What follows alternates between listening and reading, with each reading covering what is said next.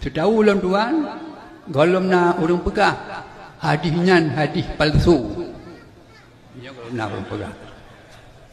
Yang golomna urung pegah. Ya, nak akan hadis tersebut. Yang pertama dalam Tanwir Absar. Yang riwayat khusus tentang Ahlul Bait. Arti Ahlul Bait asal rumah Nabi. Yang Ahlul Bait. Kemudian nak juga memberi tuan dalam Khazinatul Israr Sang Nasi. Demikianlah. Yang tuan pegang nyonya tahu juga.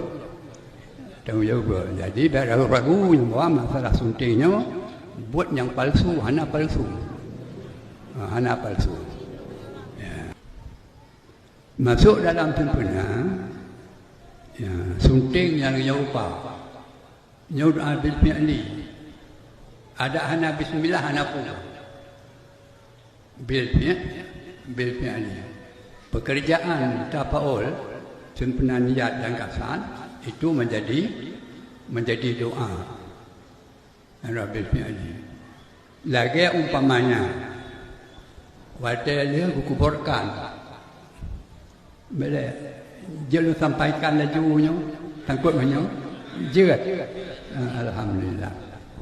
Lagi umpamanya oleh tak kubumikan akan sirah almarhum setelah lengkap dia kecau iya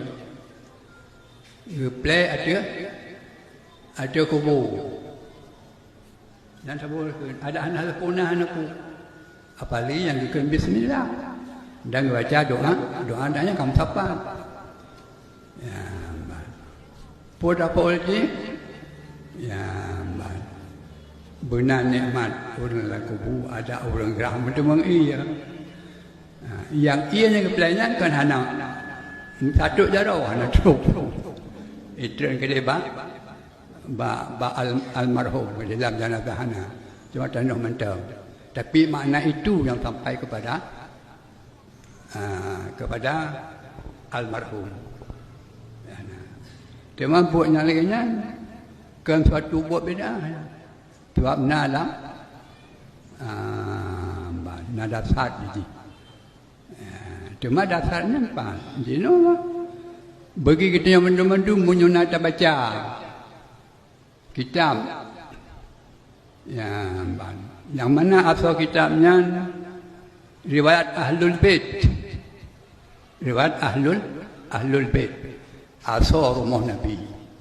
Tak kala Rasulullah meresmikan akan perkahwinan antara Sayyidina Ali dengan Fatimah. Nyosa mandung-mandung untuk buat. Kerana kali Nabi sebelum terulun baik tak perbuat akan sesuatu tapi terulun dia. Jadi begitu duduk sanding antara Sayyidina Ali dengan Fatimah di dalam pelaminan Nabi pun teruk. Maka lelaki Nabi akan ia sabah mangkok.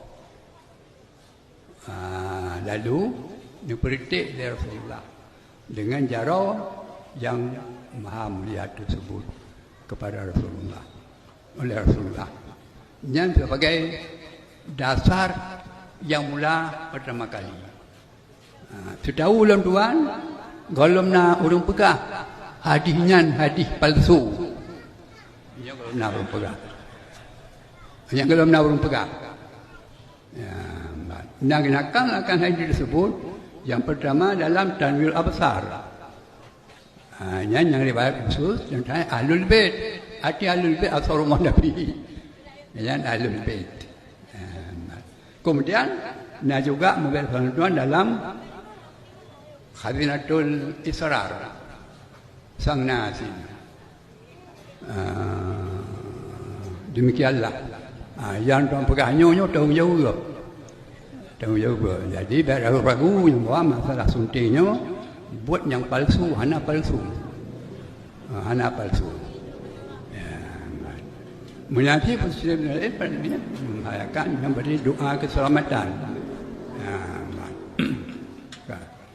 Demikianlah tentang hal doa rad heboh.